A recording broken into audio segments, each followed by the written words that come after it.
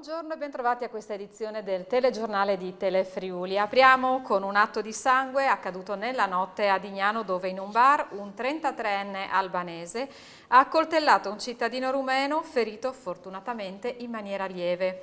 La barista, vedendo il 33enne già alterato dall'alcol, aveva rifiutato di servirlo e l'uomo ha dato in escandescenza. Sentiamo.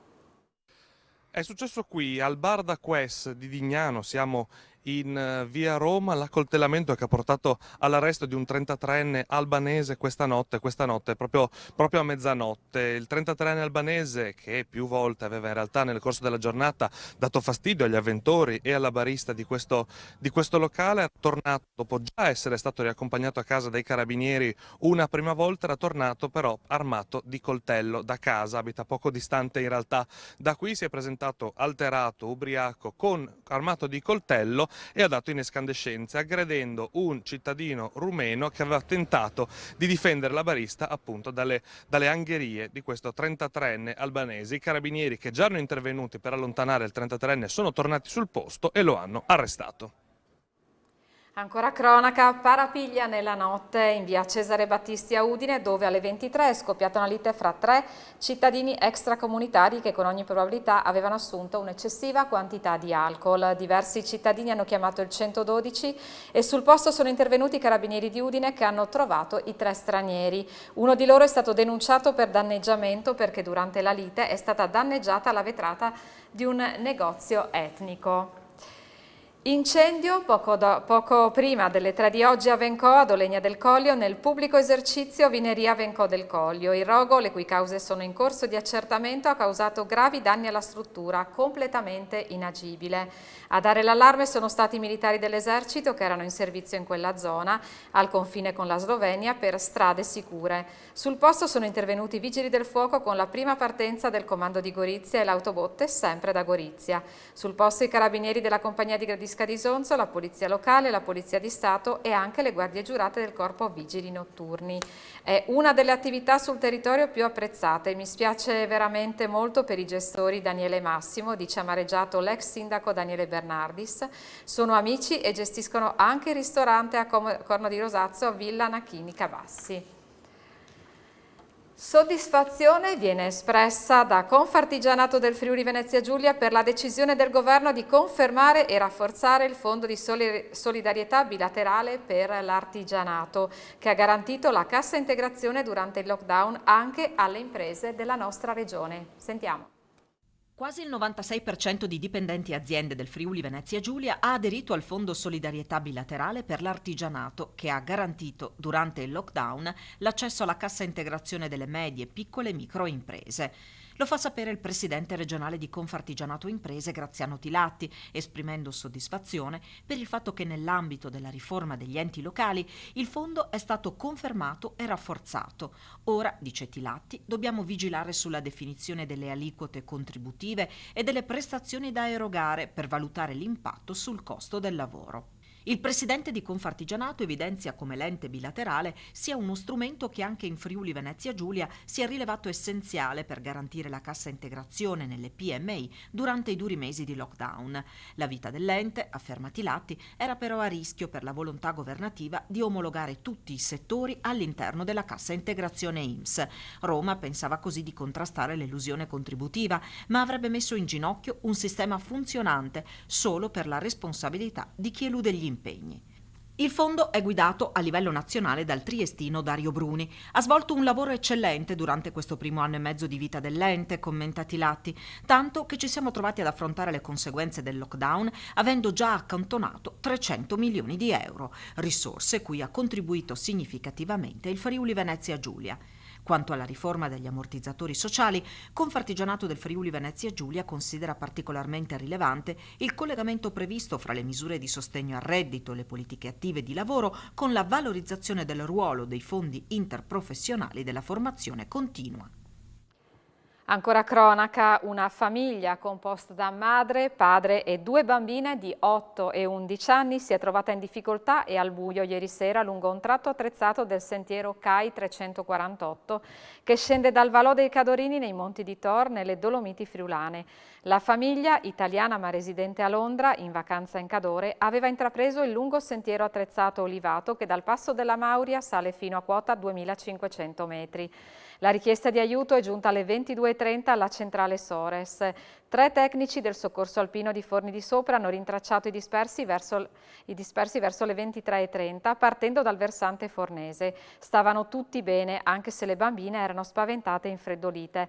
La famiglia è stata assicurata con le corde nei tratti più impervi e riaccompagnata a Passo della Mauria a quota 1300 metri. Hanno collaborato alle ricerche anche la Guardia di Finanza di Tolmezzo e le stazioni del Centro Cadore del Soccorso Alpino.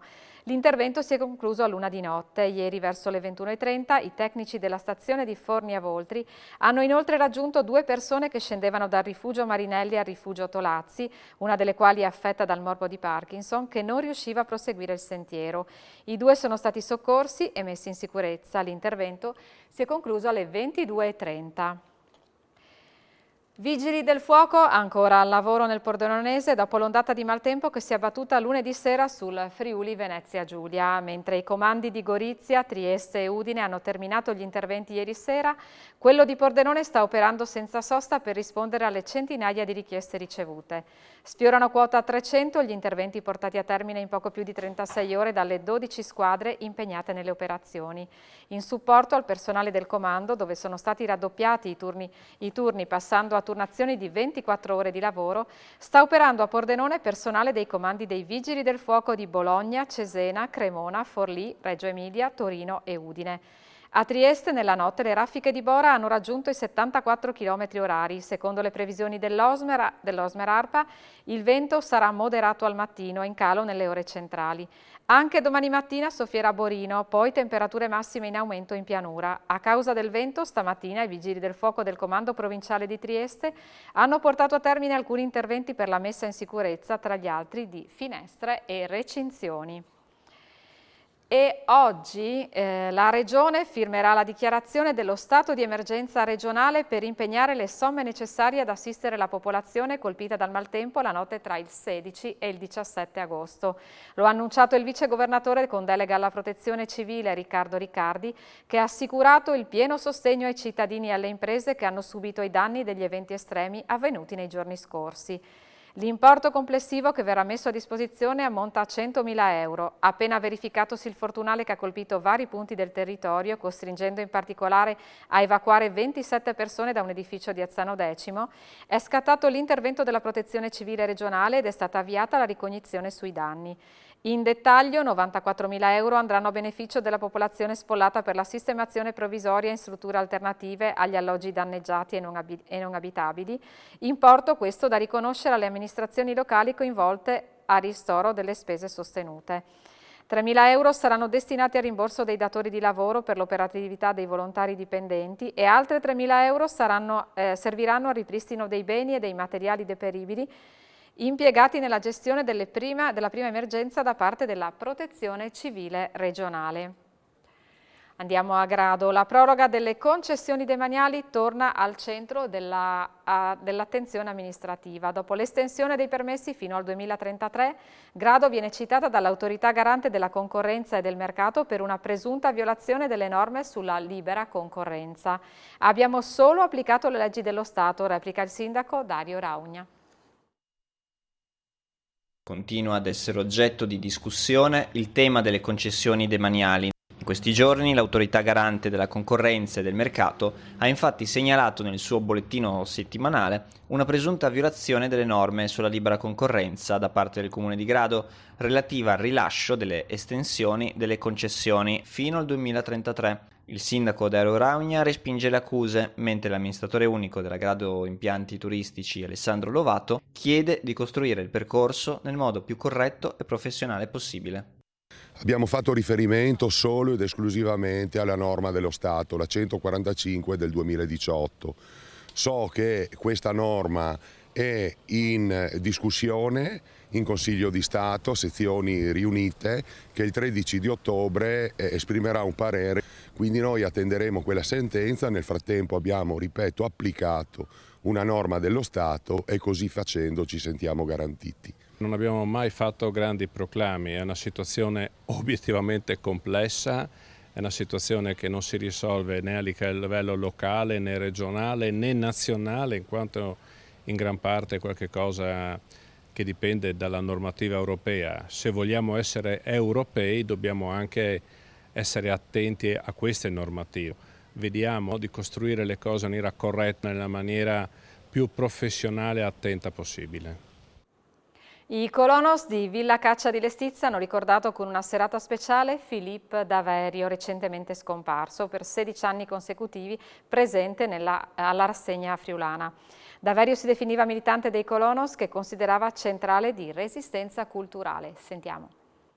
Per Avostanis, la rassegna di appuntamenti culturali curata dall'Associazione Colonos con direzione artistica di Federico Rossi, sulla ricorrenza del trentennale non poteva mancare un richiamo alla figura di Philippe Daverio, storico, critico d'arte, personaggio televisivo e gallerista, considerato un amico di Avostanis per essere stato ospite della centenaria corte agricola ai Colonos di Villa Caccia di Lestizza dal settembre 2004. L'omonima associazione che cura la rassegna e che Daverio amava definire centrale di resistenza culturale prosegue una tradizione che dal 1992 si rinnova senza soluzione di continuità. A Ierbatis, le erbacce, titolo del monologo teatrale inframmezzato a canzoni di e con Stefano Montello, è seguita Grazie Philippe, serata dedica ad un amico approdato per la prima volta ai Colonos il 3 settembre 2004 per un evento di presentazione di uno dei suoi artisti prediletti, Giuliano Mauro, che l'associazione culturale aveva invitato a realizzare in loco un suggestivo tempio vegetale. Da allora Daverio si è considerato un militante dei Colonos, da lui definiti più volte centrale di resistenza culturale. All'appuntamento scandito da documenti video ed interviste con foto abbinate a musiche di Paolo Forte alla fisarmonica era prevista anche la presenza della moglie di Daverio, Elena Gregori Daverio, impossibilitata da impegni ma che in collegamento telefonico ha proposto di tornare quanto prima ai Colonos, consacrando una tradizione che per 16 anni consecutivi lo ha visto protagonista di incontri memorabili con pubblico da grandi occasioni. Philippe Daverio ebbe a commentare come questi eventi in un luogo molto sperimentale costituissero per lui una situazione assolutamente inattesa. I Colonos è un agriturismo dove c'era un pubblico infinito, sono ancora sue parole, ed era anche difficile immaginarsi una cosa del genere, perché il Friuli lo conosco, lo frequentavo fin dall'infanzia, e l'idea che ci fosse una società così articolata e curiosa, interessata a dibattere, a parlare di argomenti dei quali di solito non si parla, era abbastanza commovente. In chiusura allo sport è cominciata oggi la vendita dei contestati biglietti per la gara con la Juventus ai non abbonati. Fuori dagli store dell'Udinese, visti i prezzi messi sotto accusa da AUC e Udinese Club Autonomi, la coda è stata notevolmente al di sotto delle aspettative. Al contrario, alle 10 è cominciata la prevendita per la partita con il Venezia, in cui la società ha deciso di predisporre biglietti a 5 euro per gli ex abbonati, e in quel caso la coda è stata ben maggiore. La maggior parte di chi si è messo in fila per un biglietto quindi ha deciso di investire sulla gara casalinga con il Venezia piuttosto che con l'esordio in campionato della squadra di Gotti contro i bianconeri di Torino. Per il momento è tutto, io chiudo qui il telegiornale e vi lascio con A voi la linea. Buon pomeriggio.